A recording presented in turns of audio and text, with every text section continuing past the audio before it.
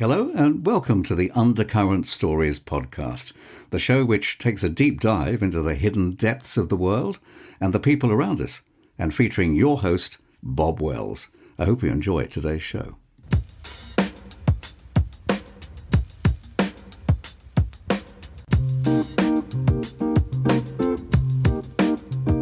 Today, I'm delighted to be joined by the legendary presenter Nick Bailey, whose voice you've just been listening to.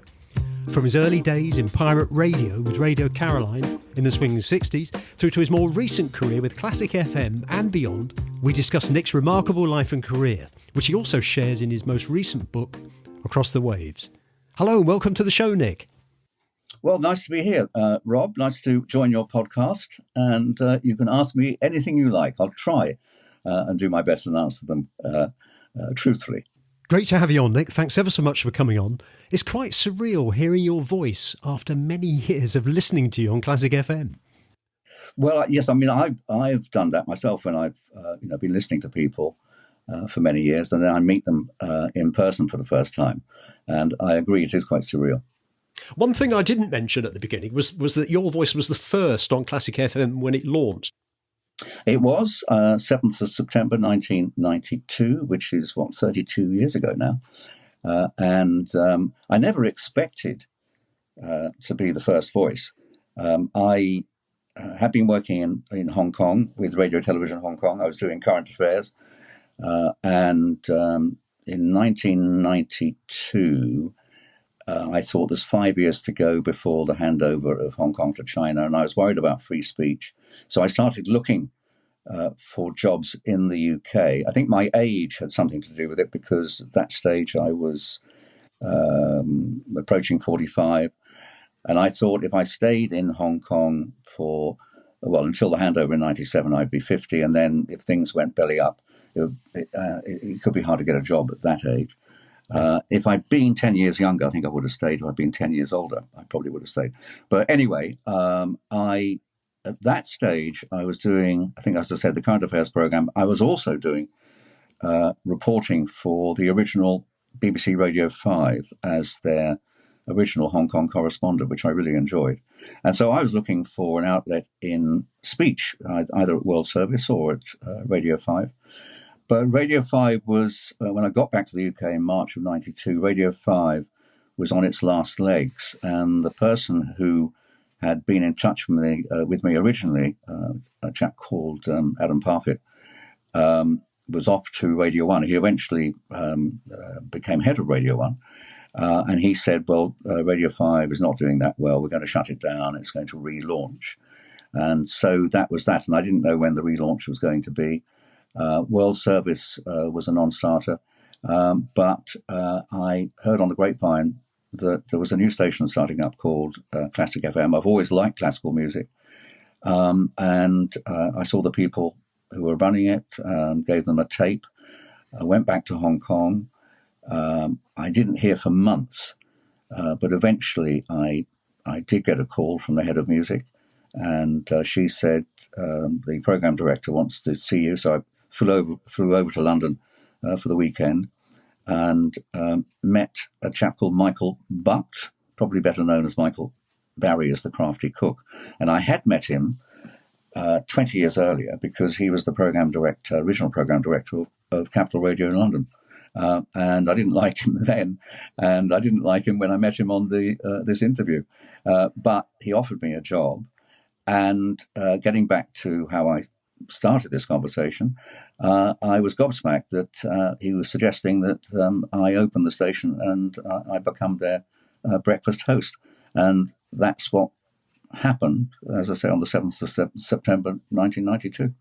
Radio Caroline, it's their 60th anniversary, and that's who you started with. It was, yes. Radio Caroline started Easter of 1964.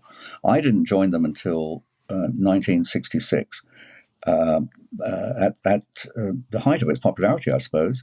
And if anyone has seen the film The Boat That Rocked, that covered the exact year, actually, that I was on Radio Caroline, the year before the Marine Broadcasting Offences Act was passed. I got there by default, I suppose. My father was an actor. His name was Robin Bailey. probably best known for playing the part of Uncle Mort in I Didn't Know You Cared. And I inherited his voice. And I'd always wanted to be a presenter, going back to when I was 14, living in Australia, because my father had gone there to play Professor Higgins in My Fair Lady. So that's why I was there. And I had my childhood in Melbourne and Sydney.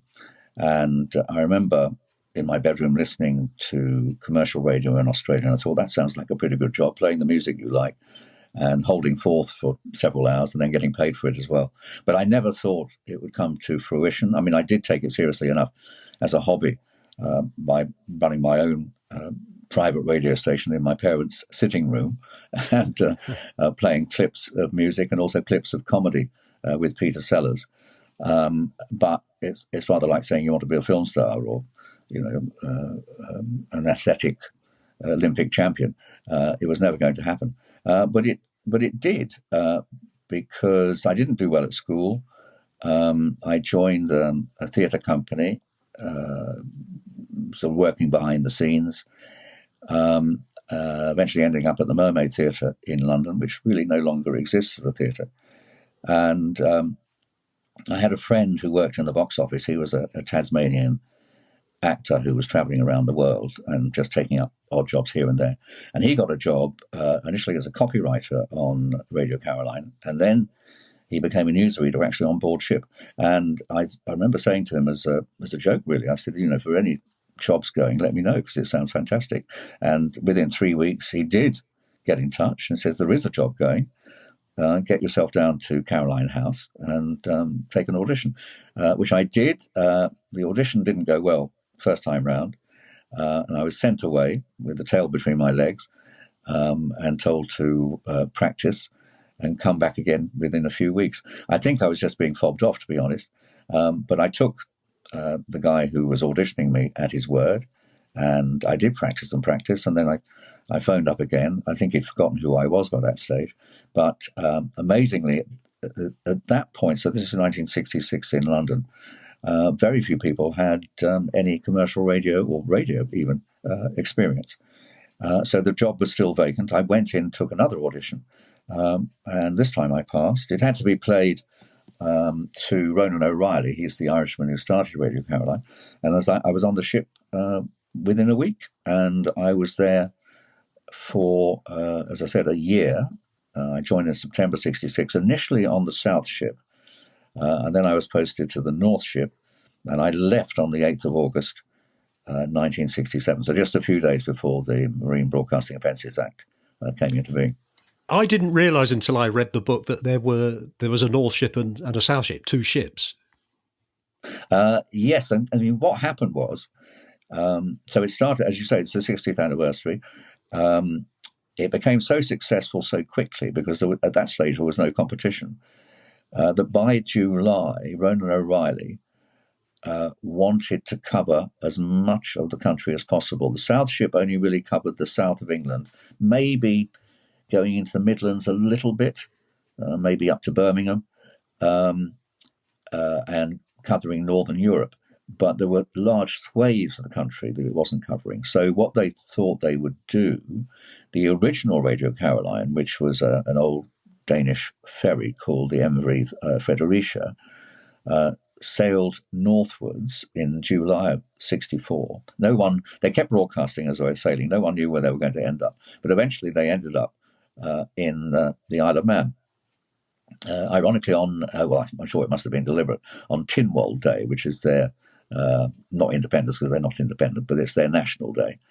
And it set up anchor off 3 miles off the coast of Ramsey, the Isle of Man. So that became Radio Caroline North.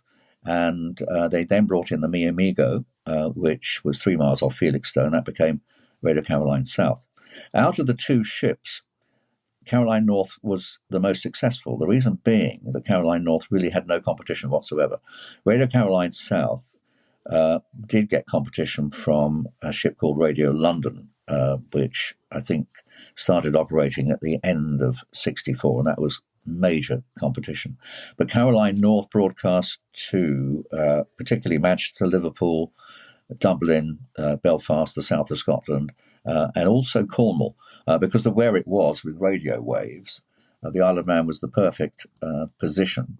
And I remember once, this was after Caroline had become illegal, but it was still broadcasting. I was in Tangier on holiday, and I had a little transistor with me, and I picked up Caroline North loud and clear. But it with the two ships, the number of listeners that we had ranges between 12 million to 20 million. I would say, wow.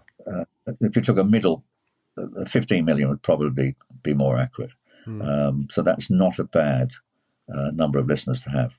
Could you just, I mean, for our younger listeners, and I was quite young at the time, and I remember as a child hearing about Radio Caroline, particularly when it actually became illegal. But could you just elaborate to listeners a little bit about why these ships had to be 3 miles outside of the UK? Well, the reason they started was because the pop music on radio in the 60s was dire. The BBC had the monopoly. There was, in those days, the BBC Light programme, which played middle-of-the-road music, I suppose, or any pop music up to a point.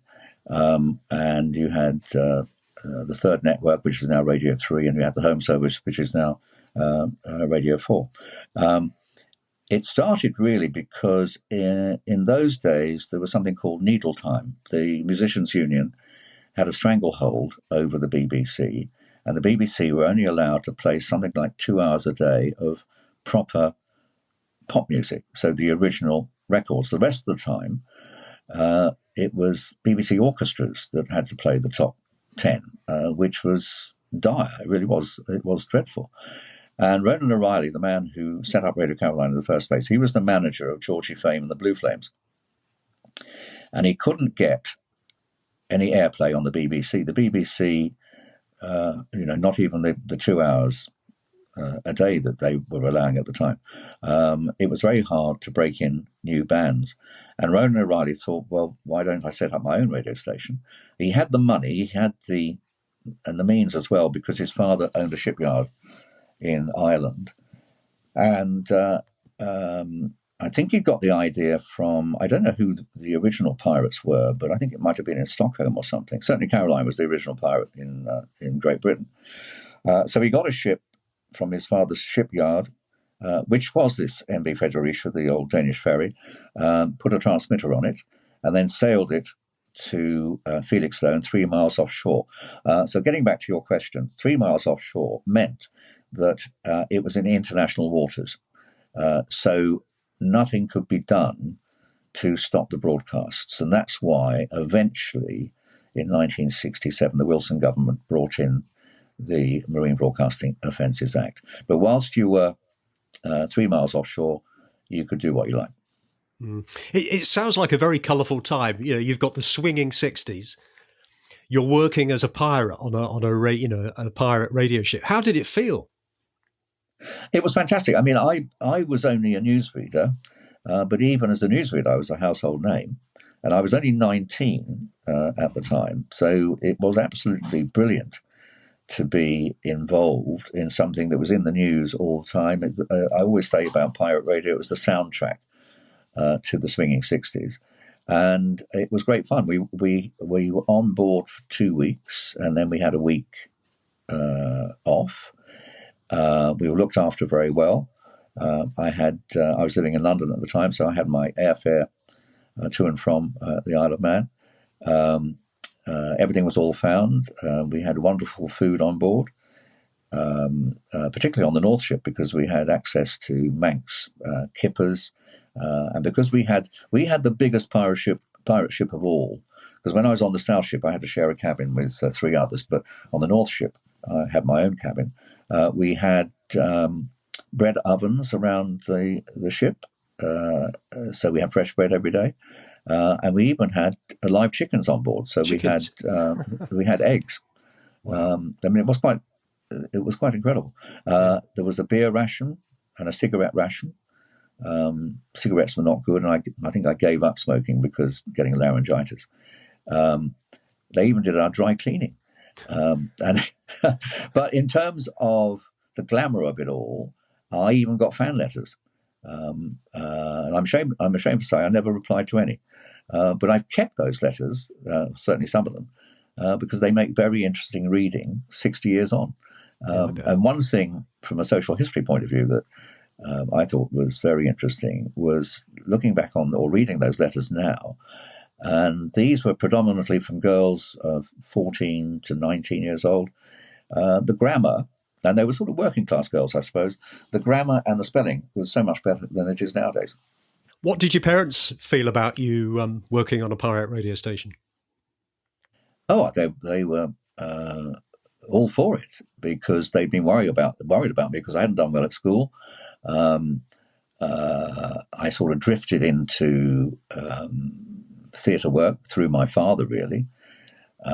And my mother, I remember her saying it was the only ambition I'd ever had was to be a sort of disc jockey, I suppose, although at that stage I wasn't one. I think they couldn't believe how much money I was getting because I tripled my salary overnight. I was getting £25 a week. It doesn't sound much now, but it was tax-free and all found. So for a 19-year-old at that stage, I was earning £11 a week at the theatre paying tax. So I came off the ship every 3 weeks with £75 in my hand. So I managed to save a lot of money.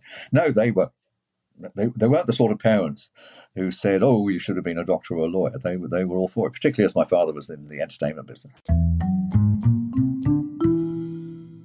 Hi, it's Bob here, just a quick interlude. Hope you're enjoying this episode. And if you would like to hear more interesting interviews, we have over 120 episodes to date with many fascinating guests talking about a wide variety of topics which include music, history, philosophy, fitness, food and drink, adventure, contemporary culture, and many, many more. I'm sure there's something that you'd really enjoy. So all you need to do is just visit undercurrentstories.com or search Undercurrent Stories in any of the podcast platforms. And now back to the show. It's probably appropriate at this time to talk about the book Across the Waves, which I said earlier on I'd sort of finished this morning, the last 10 pages. It's a fantastic book, Nick. I'd recommend it to anybody. And what I like about it is that it's almost like a soundtrack. Of course, you talk about your life and the loves and all the rest of it, but it's almost like a soundtrack of the 60s, 70s and 80s and early 90s to the period in which you were in. And you mentioned there about social history, some of the things like getting ready for China to take Hong Kong back, your time in Australia, Gibraltar.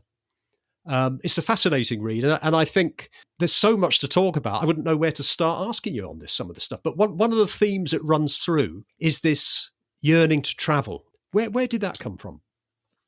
Well, I think that came from my mother, really, because she was always very adventurous.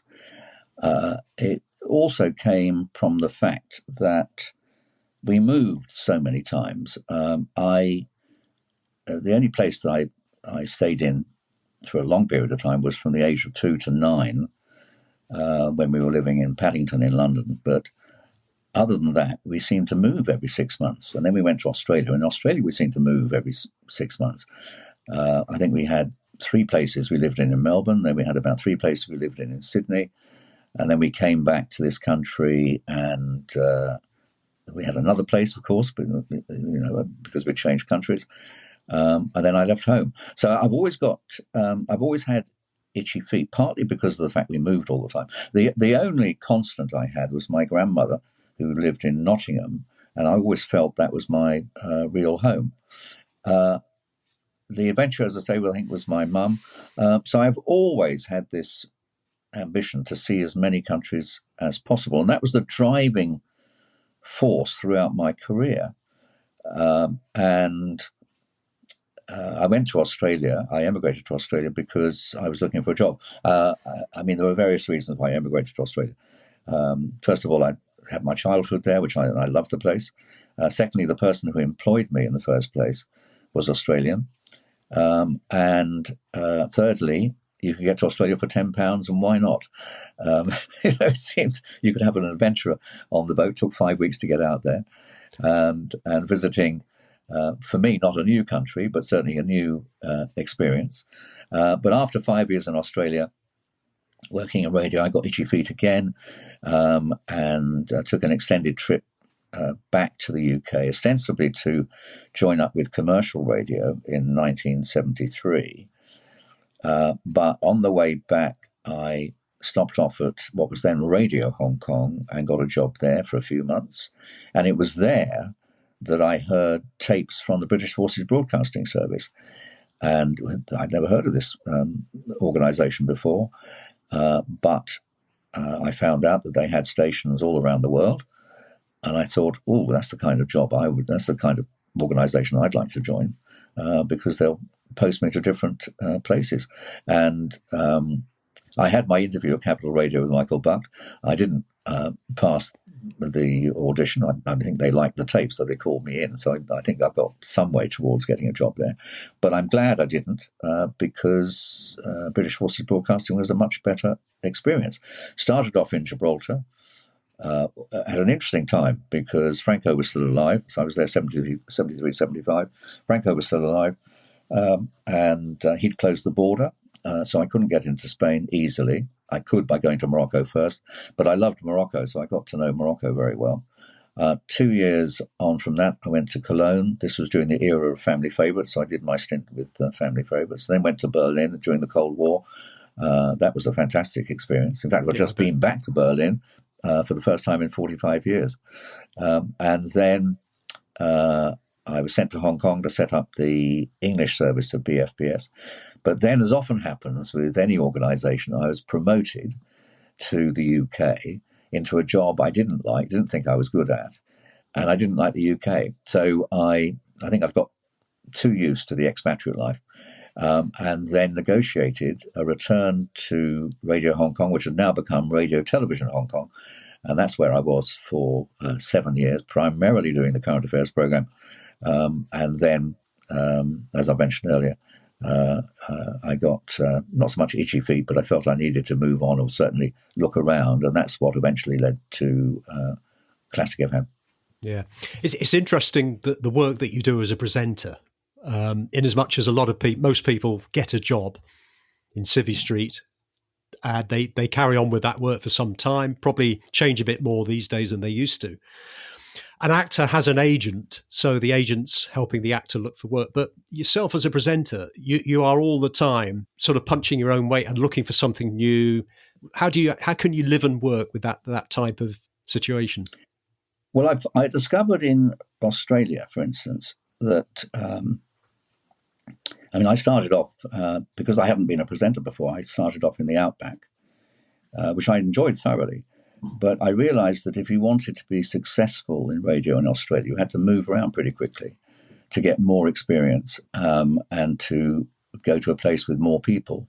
So I started off on a station which was 400 miles northwest of Sydney in a place called Moree, which had 10,000 people. And then I moved to Townsville in North Queensland, which had 100,000 people. So I was getting much more experience in Townsville. I then actually got fed up with radio altogether, and this is where the travel kicked in again, because I'd always had a romantic idea of working on a desert island, and I did work on an island called Dunk Island in North Queensland for a month as an odd job man. The trouble is I'm not very good at doing odd jobs, and so I resigned before I was fired, and then I worked in a bookshop. But then there was a job I'd applied for some months earlier in Brisbane, and I got that. And so by the time I was 24, I was in Capital City Radio, because I think in Australia, most people's ambition is to get to Capital City Radio. The problem with moving around all the time is it can be difficult, obviously, if you have family. I had a very understanding first wife who, liked the idea of moving around. She was Australian. And I think you need that. I think once you start having children, it becomes even harder. But by the time we had our children, all three of my children were born in Hong Kong. We were actually based in Hong Kong, so we weren't being sent around like the British forces every few years. And then eventually we came back to the UK, so we had a steady base. And much as I enjoyed Classic FM, and it was good to be on a station that was so successful with so many listeners, and I did a variety of programs, I did miss the living overseas. bit, although there were, within Classic FM, I did quite a few interesting outside broadcasts. For instance, an outside broadcast in Calais before walking through the Channel Tunnel, before the trains started running, I should add. Oh, this is Le Walk. Yes, the walk. This was for Yes. a big charity event. Yeah. I mean, there's nothing exciting really about Calais, but it was an exciting event. But I was sent to Senegal and Vietnam to do reports alongside World Vision. I've been to Vienna. I did an outside broadcast from Grieg's house in Norway. So I was still getting the odd travel, adventure through work, and I've always found travel through work is much more exciting than travel that you do on your own. I suppose it's more authentic because you're working Yes. alongside people in the country as opposed to just being a tourist. Not to say that I haven't had some wonderful trips where I've done them either individually or with one of my wives. Yeah, I must admit, I found the same thing when I was traveling with the job. I found that, you go to places like Stockholm, for example, you'd go in and out very quickly, but I'd always make a mental note to, I might come here one weekend, that type of thing. Yes, I mean, I suppose for me, it was different. I know a lot of businessmen I've spoken to who say, yes, they've been all around the world, but they don't manage to see the place at all. No. In my case, if I'm in a place, I'm there to, as a broadcaster, I'm there to absorb what that place is all about. So when I was there in Bergen, broadcasting in Grieg's house, I was doing interviews to do with Norway. So that way you get to know the country, and I had a good few days to absorb what the country had to offer. No, it's not the same as living there, obviously. No, and I think that comes across in the book with all the different places you stay. You can see that you soak up the culture, you meet all the people, and I think you get a lot more from it than what you would do if you were just a tourist. Oh yes. I mean, definitely. Nick, what was it like living and working in Hong Kong just before the transition when China took back Hong Kong? Well, it was very exciting because we had every kind of politician from all parties passing through, and they were, they all had their different views. But I mean, by that stage, when was it? 1984. The Joint Declaration had been signed. It was meant to be one country, two systems, and everything was going quite swimmingly. I think the Queen went there in 1986. Had a very friendly chat with Deng Xiaoping, but it all went belly up, of course, in June 1989, 4th of June. I was doing the program. It was a co-presentation with the newsroom. I was part of Radio 3, which was the English language service, and it was me and my colleague, and we were on air. We'd been on air for the program was normally 3 hours, but the previous week martial law had been declared, with the Chinese authorities getting worried about the students becoming more and more entrenched in Tiananmen Square. So we'd been on air for about 6 hours a day. And then on the 4th of June itself, we heard about the events in the square, and which was basically a massacre.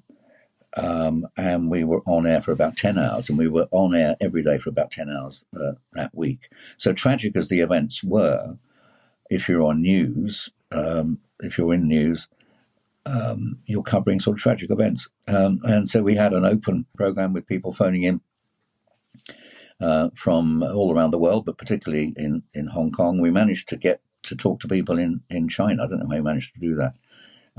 But it was a very exciting time. And subsequent to that, 1 million people in Hong Kong took to the streets. And it was a very worrying time, because if China was going to do that, they could easily have just walked into Hong Kong and taken over the territory then and there. They didn't. Things then calmed down. I went to Canton myself, actually, in, I think, beginning of I think, when was it? In 90, so only a year or two after the events themselves, must be end of 90. and things definitely had calmed down. And no one knew, of course, what was going to happen in 1997. I'd left by then. I went back to Hong Kong in 2013 for a visit. And amazingly, at that stage, things really hadn't changed. There was still freedom of speech. There was still the vigil for the Tiananmen Square massacre. That could be talked about. What was particularly sensitive was talking about Taiwan. And our director of broadcasting, who was a Chinese lady, I think got moved sideways when I think there was something broadcast about Taiwan. But basically, there was still freedom of speech. So it's only really about 2017 that things got really bad, and now they're very bad. But no, an exciting time. We also covered the Vietnamese boat people crisis because by 1990 there were still loads of boats coming over, and the first port of call tended to be Hong Kong. Hong Kong was really very full. It couldn't cope with this number of refugees, and eventually the government was forced to repatriate the refugees back to the country of origin, which was Vietnam, which caused a big stir in the UK. But it worked because they stopped coming. And certainly when I went to Vietnam in 2005, I thought, ironically, considering its history, it was one of the most peaceful countries I'd been to. And you couldn't really see the join between the old North and the old South. Interesting times. And I miss the current affairs, and I miss doing the interviewing. But working at Classic FM was a different string to my bow, if you see what I mean. Yeah. And now working on Boom Radio is completely different as well. You did a couple of other challenges I read about. You went up Kathmandu and you did the Inca Trail. Tell us about that. I've done the Inca Trail twice, both for charity. One time for Action Research, which I think is the main charity behind polio. And I had polio as a child, so that meant quite a lot to me. It wasn't in conjunction with Classic FM, but it was through Classic FM I heard about it. And then the second time, which was 7 years later, by the time I think I was about 62, excuse me, it was through Classic FM. It was through their charitable foundation, which I think at the time was raising money for music therapy. Quite a tough challenge, but certainly something I enjoyed. And I've also, again through Classic FM and again through the same charity, walked various sections of the Great Wall of China. Wow. And I did a report. I wrote an article about trying to climb Kilimanjaro, which I didn't succeed in. I did get to 15,000 feet, but that was through the Classic FM magazine. So that was paid for, which was nice, but it was something that I always wanted to do. Nepal I had done when I was on my trip back from Australia to the UK in 72, 73.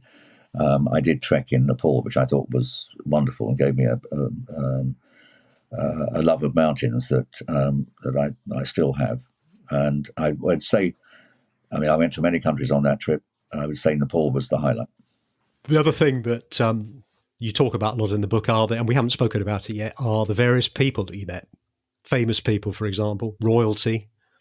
And I found it quite amusing when Prince Philip came to see you at Classic FM. Could you elaborate on that, please?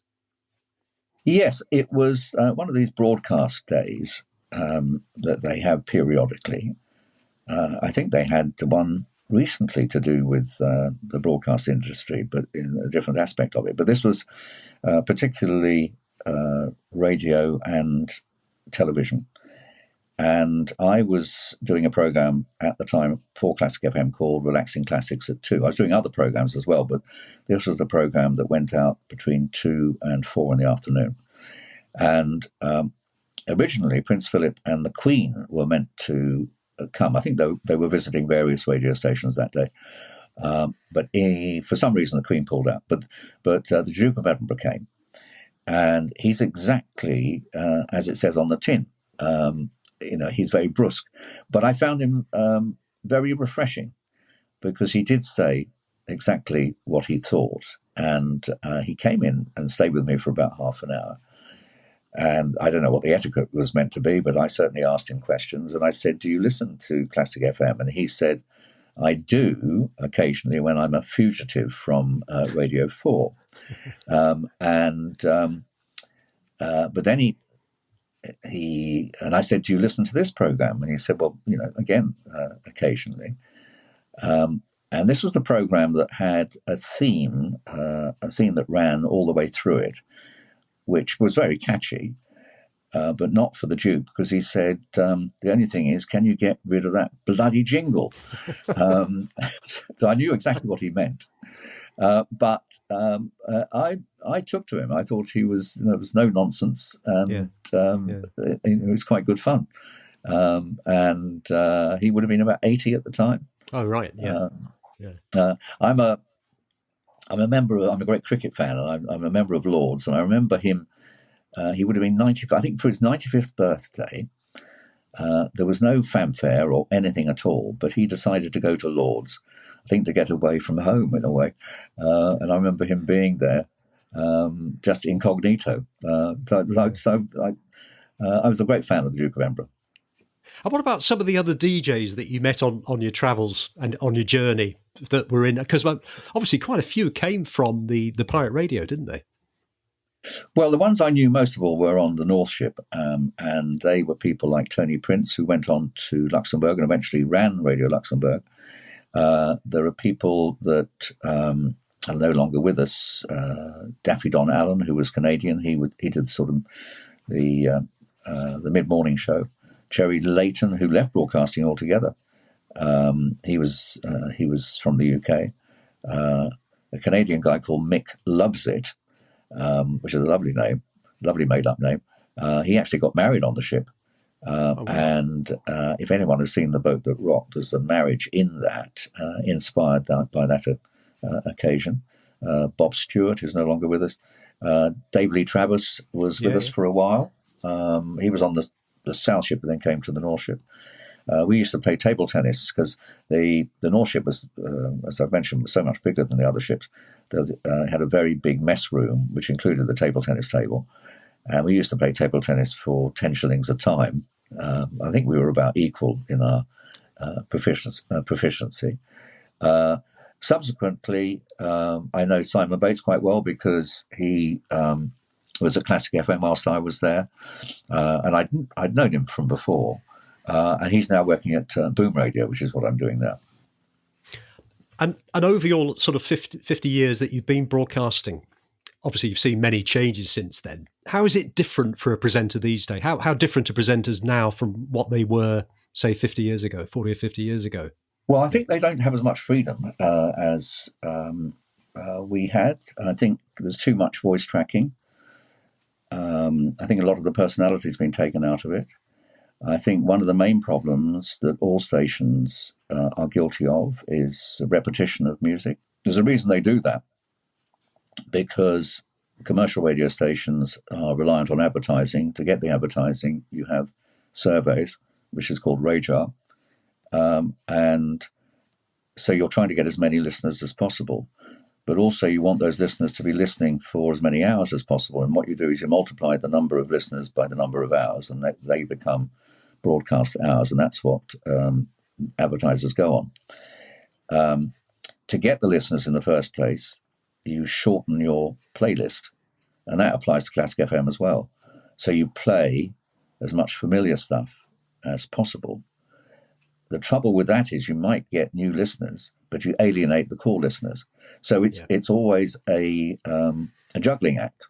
And I think the reason why Boom Radio, which is the station I'm working at now, has been so successful is that it's thrown out the rule book, and it doesn't have a narrow playlist. It has an amazing long and broad playlist, and I think the audience is reacting to that.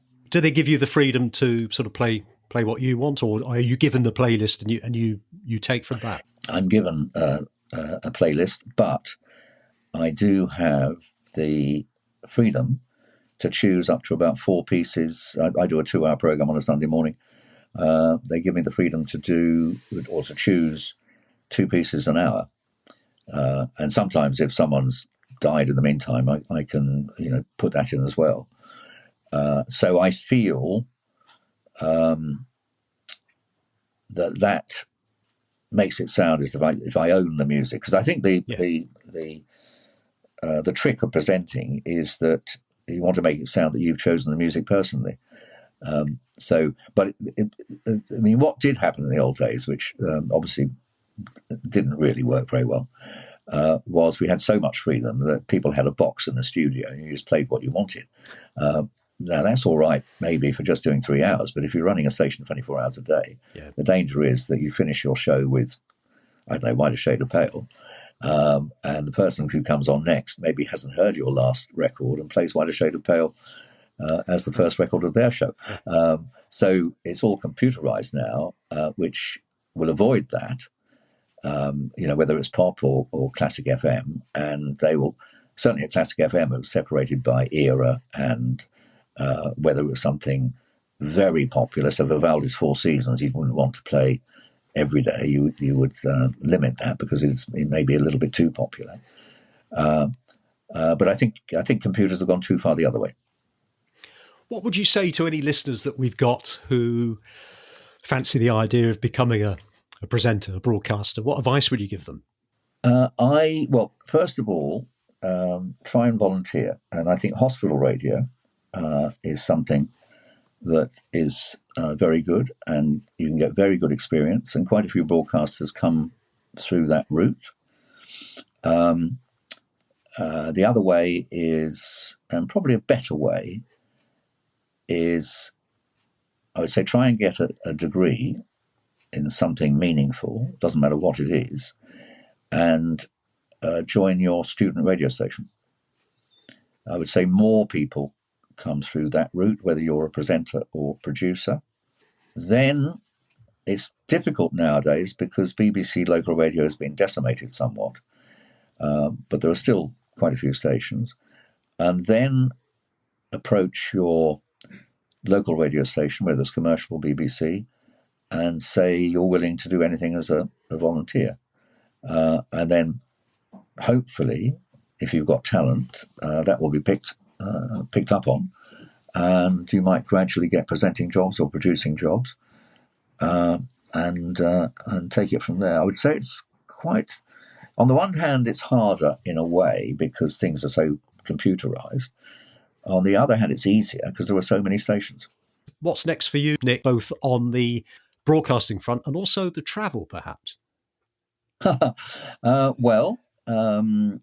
broadcasting front, so since, when did I start? So since last April, so not this April, but in 23, I started doing a 2-hour Sunday program for Boom Light, which is one of the satellite stations of Boom Radio. The other one is Boom Rock.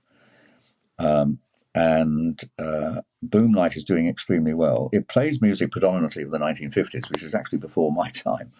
But it plays music from the shows, for instance, which I've always liked show tunes, and lots of music I like. But I'm learning quite a bit with that. But because it encompasses, I think the byline is the home of beautiful, easy listening and all your 50s favourites. So easy listening encompasses lots of things. Simon & Garfunkel, for instance. Even I think I played a modern Van Morrison track the other day. Oh, right. So it runs the full gamut. The plan with Boom Light, I think, first of all, Boom Radio is doing very well. It's currently at 700,000 listeners, which for a DAB station that's only been going for a few years is very good indeed. Boom Light probably only has a tenth of that, but I think the plan is eventually to put that on DAB, and then it will be surveyed, and then hopefully the audience will pick up. There are many, many radio stations in the market, but this one I think is really punching its weight. On the personal front, there are still lots of places that I'd like to go to. I mentioned I've just been to Berlin, but I think I went to Vietnam many years ago with Classic FM, but I'd like to go back, but also explore Cambodia and go to Laos. That would be quite an extensive trip. It's a question of priorities because we just bought a new house, so there are certain things we want to buy, like a greenhouse, and do more and more stuff with the garden. Eventually it comes down to money. But I would think Vietnam, Laos, and Cambodia would be my next big trip. And where can people find out more about you and the book? Well, I've got a website, which is nickbaileyradio.com, which is also where you can get hold of the book. Great stuff. We'll put all that on the show notes, Nick. Well, Nick, this has been a really enjoyable conversation. It's been interesting to learn about your life, and it's been fascinating to learn more about the countries that you've lived in and you've had first-hand experience, particularly in times of change like Hong Kong, for example. My guest today has been Nick Bailey. Nick is a presenter, traveller and author, and you can find links to Nick's website and his book Across the Waves in the show notes. Thank you for coming on the show, Nick. Bob, it's been a pleasure. And I look forward to hearing your podcast. You have been listening to Undercurrent Stories. I hope you've enjoyed this episode. Please feel free to share the show link to your friends and family. And if you have 60 seconds, I will be most grateful if you would please rate and review. To hear more episodes, please subscribe to the show and visit undercurrentstories.com. If you leave your email in the link, we will notify you as soon as new episodes are released. Also, check out our social media links, details of which can be found on the show notes. Until next time, this is Bob Wells wishing you all the very best.